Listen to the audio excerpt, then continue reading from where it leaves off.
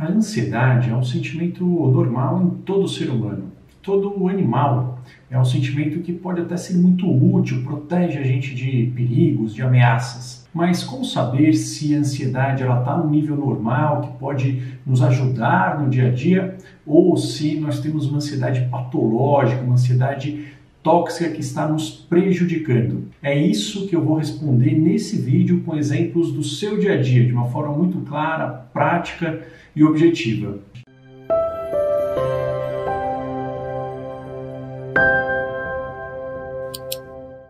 Olá, eu sou Marco Antônio Abud, médico psiquiatra pela Universidade de São Paulo e fundador aqui do canal Saúde da Mente. Eu listei aqui 4 situações muito práticas, muito, digamos, cotidianas, que podem estar presentes na vida de todos nós, para tentar separar, dar um exemplo, né, de que são situações de uma ansiedade normal versus umas situações onde a ansiedade ela é patológica, onde a ansiedade está excessiva. É claro que o diagnóstico ele só pode ser feito por um médico psiquiatra de preferência, né? A gente usa como parâmetro vários critérios diagnósticos, mas como uma linha geral a gente usa a intensidade da ansiedade e o impacto, ou seja, a interferência que a ansiedade está causando tanto na vida pessoal, na vida profissional, quanto no nível de sofrimento que a pessoa está tendo. Mas eu usei esses exemplos para tentar trazer de uma forma mais palpável para vocês qual que é essa diferença, né, entre ansiedade normal e ansiedade patológica. Então vamos lá,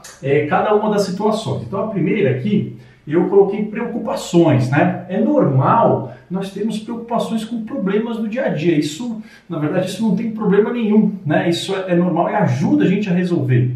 As preocupações, elas são uma forma da gente conseguir evitar ameaças futuras. Então, preocupações com contas para a gente pagar, preocupações, por exemplo, em arrumar um emprego, caso a gente esteja desempregado, ou trocar de emprego, ou outra preocupação do dia a dia. Puxa, eu preciso levar meu filho no médico, será que vai ter um engarrafamento, que horas que eu vou sair, será que vai dar certo tal planejamento que eu estou fazendo? Então essas preocupações são normais, é normal ter preocupação. Agora, o que tem a ver com uma ansiedade patológica?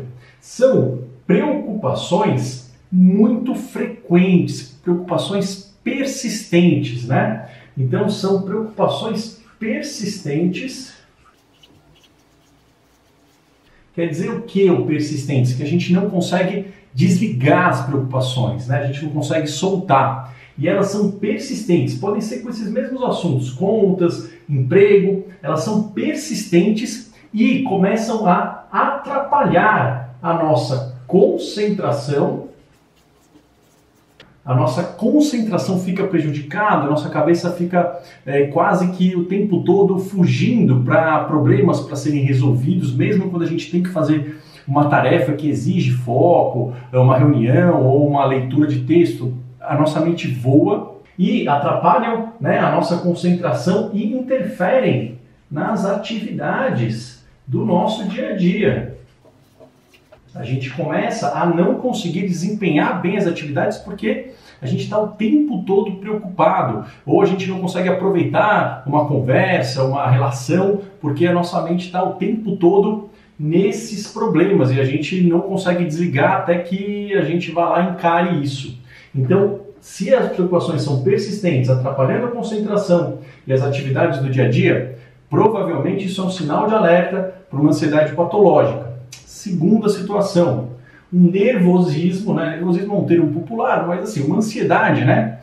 Antes de provas importantes, né? Então vou fazer uma prova importante, um vestibular, uma prova de concurso, é normal a gente ficar nervoso antes ou antes de grandes apresentações, né? Onde a gente vai apresentar um trabalho que a gente se dedicou muito para uma banca examinadora ou uma prova oral que a gente vai ter num concurso, por exemplo, né? É normal a gente ficar nervoso antes dessas situações. Agora, o que sugere que a ansiedade está excessiva? Se nós ficamos nervosos antes e durante, ou seja, a ansiedade, o nervosismo não vai passando durante a prova e a apresentação. É normal que essa ansiedade desempenho, ela vai diminuindo uma vez que a gente comece, né, a fazer a prova, a gente comece a fazer a apresentação. Nesse caso aqui não. Nesse caso a ansiedade ela persiste, às vezes ela até aumenta conforme vai desenrolando a prova ou a apresentação, e ela é associada com muitos sintomas físicos, aqueles sintomas da crise de ansiedade que eu fiz num vídeo separado, que vocês podem ver na descrição desse vídeo, mas a gente vê sintomas de descarga de adrenalina, como suor, um suor excessivo, pode ser no corpo inteiro, na testa, na palma das mãos, um suor, uma sensação de aperto, às vezes uma sensação de falta de ar, mas pode vir outras sensações, palpitação, às vezes a sensação de que os músculos estão muito tensos, às vezes tremores, às vezes uma sensação de náusea ou de repente o intestino solto. Então tudo isso, né, são situações que podem acontecer que sugerem que a ansiedade está maior do que ela deveria ser, e nesses casos vem um desejo muito intenso de escapar, um desejo de fugir daquela situação, né? Aqui a gente tem essa ansiedade, a gente fica tenso, só que não vem esse desejo urgente de sair, de ir embora dessa situação, desejo de fuga, né? Aqui vem o desejo, às vezes, incontrolável de fugir daquela situação. Tem pessoas até que, de fato, evitam ou dão uma desculpa, ou, de repente, não vão para a prova ou para a apresentação. Aqui, a terceira situação, né, seria um medo, né, um medo de abelhas ou um medo de insetos em pessoas que já foram picadas e que sabem que são alérgicas, né? Então, ela vê uma abelha, ela vê uma situação que pode ter inseto, aquilo gera uma apreensão, aquilo gera um sentimento de tensão, a pessoa quer evitar aquilo, a pessoa quer fugir daquilo. Até aí tudo bem, é normal, ela teve uma experiência ruim, existe um motivo real para que aquela situação, né, aquele objeto cause medo. Agora, se a pessoa tem um pavor aqui eu coloquei um termo popular, seria um medo muito intenso, né, um pavor, e uma evitação de coisas que não são ameaças reais. Mas aqui no reais eu até acabo acrescentando que não são uma ameaça real ou uma ameaça provável, né? Porque se a gente for muito criterioso, as pessoas que sofrem de ansiedade, elas têm esse mecanismo, né, cognitivo, é um erro de pensamento, é uma armadilha de pensamento, que assim, tudo pode ser uma ameaça, né? Tudo pode ser ameaçador. A gente pode, de fato, ser atingido por um meteoro, enfim, não temos essa segurança, isso é fato, é inerente à vida humana. Mas, então, a gente, às vezes, não usa o termo ameaça real, mas uma ameaça provável que aconteça. Então, eu posso ser atingido por um meteoro, mas isso é extremamente raro, extremamente pouco provável, e isso não vai impedir que eu exerça as minhas atividades. Estou usando esse exemplo. Então aqui, se a pessoa tem um pavor e evitação de coisas que não são ameaças reais ou prováveis, isso indica uma ansiedade excessiva.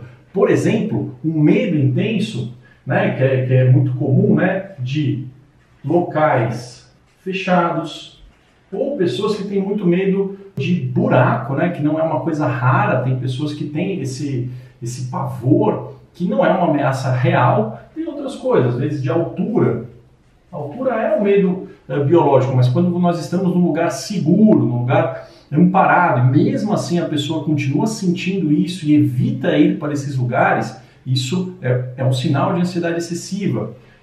Medo de andar de avião. Eu entendo que existe uma ameaça, claro, como qualquer meio de transporte, mas é uma ameaça pouco provável, né? Então a gente vê que, na verdade, isso pode se tratar de uma ansiedade excessiva porque está atrapalhando, está gerando muito sofrimento e está paralisando, está impedindo a pessoa de conquistar coisas, né? Então muitas pessoas, às vezes, têm problemas no trabalho, têm problemas, às vezes, no trânsito, se atrasam muito por essa evitação. Tem várias outras questões. Tem até medos, digamos, mais raros, né? Como de balões, tem pessoas que têm medo de árvores altas. É algo que não é racional, né? Então é um medo de algo que não representa uma ameaça real ou uma ameaça provável para a pessoa, e a pessoa tende a ter um medo intenso com evitação.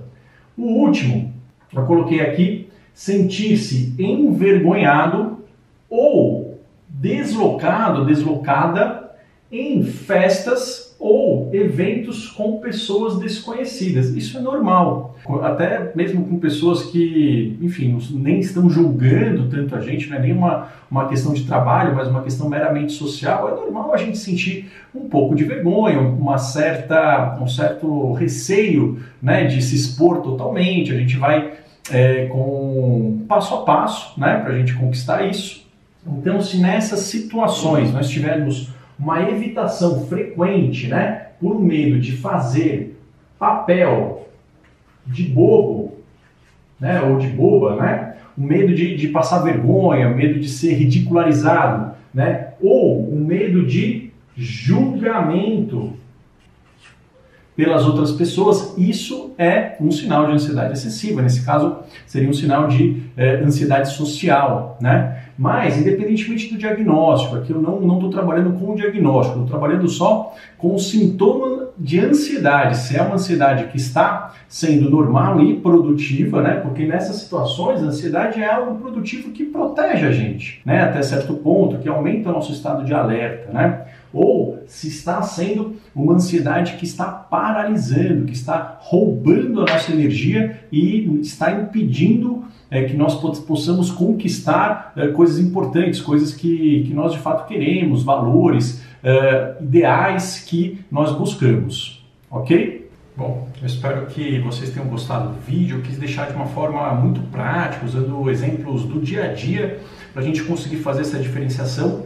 Vejam bem que eu não falei em diagnósticos, eu nem estou dizendo que as pessoas possam se autodiagnosticar com base nesses exemplos. São exemplos ilustrativos para a gente entender essa diferenciação do que é um sintoma, né? Um sentimento normal, do que é um sintoma de que algo não está bacana na saúde da nossa mente. Se vocês gostaram do vídeo, não esqueçam de deixar aqui o seu like, de se inscrever no canal e ativar aqui o sininho de notificações para receber o nosso conteúdo 2 vezes por semana, com temas relacionados à saúde mental, à depressão, ansiedade, compulsão, outros transtornos, mas também dicas de bem-estar mental, dicas de como lidar com situações difíceis do nosso dia a dia, todas baseadas em neurociência, em conhecimentos técnicos, científicos validados e aprovados, práticos, para melhorar o seu dia a dia. Se vocês acham que alguém pode se beneficiar com esse conteúdo, também não esqueça de compartilhar esse vídeo aí nas suas redes sociais, no WhatsApp, para quem vocês acharem que podem, enfim, né, usufruir dessas informações. Eu vou ficando por aqui, deixo um forte abraço para vocês e nós nos vemos no nosso próximo vídeo. Até lá, tchau!